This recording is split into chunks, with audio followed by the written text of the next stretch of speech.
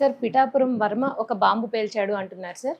అంటే పవన్ కళ్యాణ్ కష్టపడి గెలవలేదు అని చెప్తున్నాడు అతను. నిజంగానే పవన్ కళ్యాణ్ కష్టపడి గెలవలేదా? అసలు ఆయన ఏం చెప్పాడు సార్? ఎందుకని పవన్ కళ్యాణ్ మీద వ్యాఖ్యలు చేశాడు అతను? పిఠాపురంలో ఎస్విఎస్ఎన్ వర్మ గతంలో తెలుగుదేశంలో ఉన్నాడు, ఇప్పుడు కూడా తెలుగుదేశంలో ఉన్నాడు. బట్ ఆయన పిఠాపురం నుంచి టికెట్ ఆశించాడు.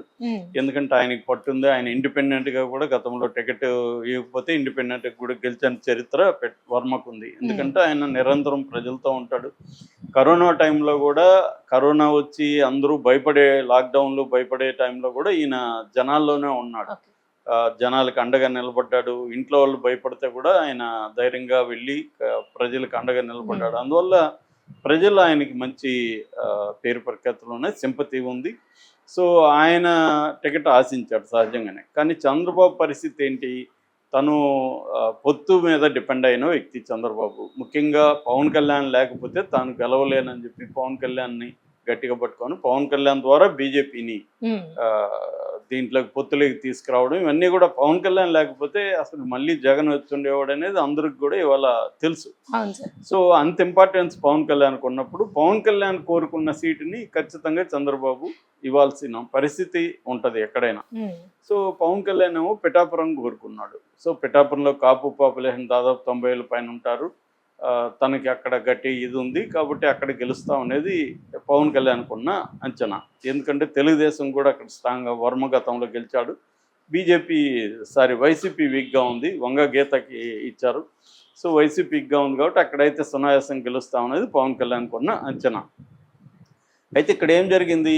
ఈయన ఫస్ట్లో ఒప్పుకోలేదు ఎవరు వర్మ. ఎందుకంటే నేను ఇంత కష్టపడి కరోనా టైంలో అంత కష్టపడి దీన్ని ఏదో ఫుల్గా ఆహారాన్ని నాకు వచ్చినట్టుగా నేను తీసుకెళ్ళి వేరే వాళ్ళకి ఇచ్చిన ఏం పస్తులున్నా అన్నట్టుగా ఆయన ఫీల్ అయ్యాడు. ఎందుకంటే ఆయన ఏండ్ల తరబడి పనిచేసిన వ్యక్తి ఒక్కసారిగా ఆయన నోటి దగ్గరకు వచ్చిన దాన్ని లాగేస్తున్నట్టు ఫీల్ అయ్యాడు. కానీ చంద్రబాబు ఆయన పిలిచి మొత్తాన్ని కన్విన్స్ చేశాడు. ఆయనకి ఎమ్మెల్సీ ఇస్తారని కూడా వచ్చాయి. అప్పుడు కూడా ఏమైందంటే ఈ వర్మకు కూడా వైసీపీ వాళ్ళు గాలం వేశారు, మేము ఇస్తాం నీకు టికెట్. కానీ ఆయన పోలేదు. పోకుండా ఆయన గట్టిగా ఉన్నాడు, చంద్రబాబు మాటకి కట్టుబడి ఉన్నాడు. నేను ఫస్ట్ గెలవగానే ఫస్ట్ ఎమ్మెల్సీ నీకే ఇస్తానని చంద్రబాబు హామీ ఇచ్చాడు. అలాగే ఆయన వెళ్ళాడు. అయితే ఎన్నికల ముందు కూడా ఈ వర్మ మీద రకరకాల ఇబ్బందులు వర్మకు వచ్చాయి. తెలుగుదేశం ఎందుకంటే ఇప్పుడు కెమిస్ట్రీ అర్థమెటిక్ అంటారు రాజకీయాలు పొత్తుల్లో. కెమిస్ట్రీ అంటే వీళ్ళు కలవడం కెమిస్ట్రీ, అర్థమెటిక్ అంటే ఓట్ల షేర్ అర్థమెటిక్. సో ఈ ఓట్ల షేర్ అవ్వాలంటే కింద కేడర్ కూడా కలిసి పనిచేయాలి. కానీ తెలుగుదేశం వాళ్ళు మన జనసేన కేడర్కి ఇంపార్టెన్స్ ఇవ్వడం లేదు. జనసేన కేడర్కి పవన్ కళ్యాణ్ కూడా ఇంపార్టెన్స్ ఇవ్వలేదు. పవన్ కళ్యాణ్ కలవలేదు వాళ్ళని, చాలాసార్లు వాళ్ళు ఇబ్బందులు పడ్డారు. దానికి పవన్ కళ్యాణ్ ఎక్స్ప్లెనేషన్ ఏంటంటే నా చుట్టూ ఒక బ్లేడ్ బ్యాచ్ జరుగుతున్నారు, ఎవరినంటే వాళ్ళు కలవలేని, ఇవన్నీ కూడా అప్పుడు చెప్పాడు. రెండోది ఏంటంటే పవన్ కళ్యాణ్ అక్కడ పిఠాపురంలో స్టే చేసి తను క్యాంపెయిన్ చేసుకోలేని పరిస్థితి. ఎందుకంటే పొత్తులో భాగంగా రాష్ట్ర వ్యాప్తంగా పవన్ కళ్యాణ్ తిరగాలి. ఎందుకంటే ఈ మొత్తం 3 పార్టీల కూటమిలో పవన్ కళ్యాణే స్టార్ క్యాంపెయినర్ కాబట్టి పవన్ కళ్యాణ్ అందుకనే చంద్రబాబు కూడా లోకేష్ను కూడా రాష్ట్ర వ్యాప్తంగా తిప్పనీయకుండా, ఎందుకంటే పవన్ కళ్యాణ్కి ఇబ్బంది వస్తుంది లోకేష్ కూడా తిరిగితే, పవన్ కళ్యాణ్నే ఫోకస్ చేయాలని చెప్పి చంద్రబాబు వ్యూహాత్మకంగా పవన్ కళ్యాణ్ని ఫోకస్ చేశాడు. పవన్ కళ్యాణ్కి కూడా అది అవసరం కాబట్టి ఆయన కూడా తిరగాల్సి వచ్చింది. తనకు కూడా 21 సీట్లో నిలబెట్టాడు కాబట్టి తను తిరగాలి, తన పార్టీకి తిరగాలి. అట్లాగే కూటమి తరఫున కూడా ప్రచారం చేయాలన్న పరిస్థితి పవన్ కళ్యాణ్ ఉంది కాబట్టి మొత్తం పవన్ కళ్యాణ్ గెలిపించాల్సిన బాధ్యత ఎస్విఎస్ఎన్ వర్మ తీసుకోవాల్సిన పరిస్థితి ఏర్పడింది. ఆయన గట్టిగా చేశాడు కూడా. సో చేశాడు, దాని ఫలితం గెలిచాడు. అయితే ఇప్పుడు ఏంటంటే చంద్రబాబు చెప్పినట్టుగా ఎమ్మెల్సీ రాలేదు. ఆయన ఆల్రెడీ 9 నెలలు అయిపోయింది. సో ఇప్పుడు కూడా ఎమ్మెల్సీ వస్తుందా అది తెలీదు. ఇప్పుడు తను ఇబ్బంది పడుతున్నాడు, తన నమ్ముకొని పనిచేసిన కేడర్ అంతా కూడా ఖచ్చితంగా ఇబ్బంది. ఆల్రెడీ 2-3 సార్లు గొడవలు కూడా అయినాయి. వర్మ కంప్లైంట్లు ఇచ్చాడు, చాలామంది తెలుగుదేశం కేడర్ తన కేడర్ మీద దాడులు ఇవన్నీ కూడా జరిగాయి. అంటే ఒకటి ఆయనకి ఎమ్మెల్సీ రాలా, 2 ఆ ప్లేస్లో తను గెలిపించి కూడా తనకు అక్కడ ఇంపార్టెన్స్ లేదు. పవన్ కళ్యాణ్ బ్యాచ్ తనని పట్టించుకోవట్లేదు. ఇటువంటి అసంతృప్తులు ఆయనకున్నాయి. అంటే నేను మామూలుగా అయితే నేను గెలిపించి నేను ఎమ్మెల్యే అయ్యేవాడిని, ఇక్కడ నా హోదా బాగుండేది, నన్ను నమ్ముకున్న వాళ్ళకి న్యాయం చేయగలిగేవాడిని. ఇప్పుడు నేను నన్ను నమ్ముకున్న వాళ్ళకి న్యాయం చేయలేకపోతున్నాను, నాకు ఆ కైండ్ ఆఫ్ పరపతి లేదు అన్న ఒక అసంతృప్తి అయితే వరంలో ఉండే అవకాశం ఉంది. ఎందుకంటే ఆయన చాలా కష్టపడ్డాడు. వైసీపీ కూడా ఎప్పుడైతే పవన్ కళ్యాణ్ అక్కడ డిక్లేర్ చేశారో, పవన్ కళ్యాణ్ చాలా రోజుల వరకు చెప్పలేదు కూడా అక్కడ. ఎందుకంటే వైసీపీ మనం ఎక్కడైనా చేస్తే అక్కడ వాళ్ళు మోహరిస్తారని చెప్పి పవన్ కళ్యాణ్ లేట్ కూడా చేశాడు.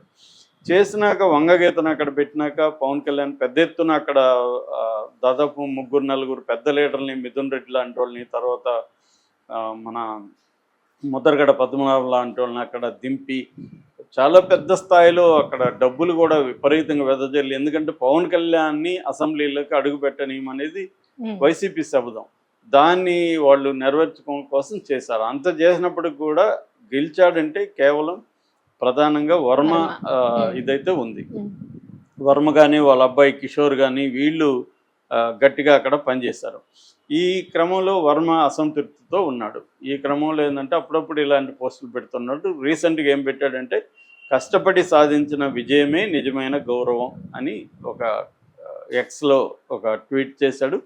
దాని కింద తను గతంలో అంటే క్యాంపెయిన్లు, తను మాట్లాడిన వీడియోలు, తన క్యాంపెయిన్ వీడియోలు అన్నీ కూడా పోస్ట్ చేశాడు. అంటే అర్థమేమి, ఎక్కడ పవన్ కళ్యాణ్ వీడియో కానీ ఏమీ లేదు. ఆయన చెప్పదలుచుకుంది ఏంది అంటే పవన్ కళ్యాణ్ కష్టపడి గెలవలేదు, కష్టపడి గెలిస్తేనే నిజమైన గౌరవం, నేను కష్టపడి గెలవలేదు, నేను గెలిపిస్తే గెలిచాడు అన్న సెన్స్తో పెట్టినట్టుగా ఇప్పుడు వ్యాఖ్యానిస్తున్నారు. జనరల్గా కూడా అదే వస్తుంది. లేకపోతే ఆయన కష్టపడి సాధించిన విజయమే నిజమైన గౌరవం అంటే కష్టపడి ఎవరు సాధించారు విజయం? నేను సాధించాననే కదా ఆయన చెప్పుకుంటున్నాడు. లేకపోతే పవన్ కళ్యాణ్ వీడియోలు పెట్టుండేవాడు, కనీసం పవన్ కళ్యాణ్ తను ఉన్న వీడియోనా పెట్టేవాడు.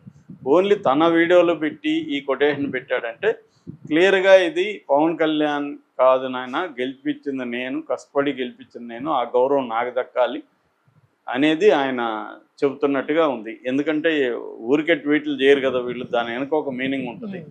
ఆ మీనింగ్ ఏంటంటే నాకు గౌరవం దక్కట్లేదు, గౌరవం దక్కాల్సిన నాకు, ఎందుకంటే కష్టపడి సాధించిన విజయం ఇది, ఆయన కష్టపడి సాధించలేదు పవన్ కళ్యాణ్. అది వాస్తవం కూడా.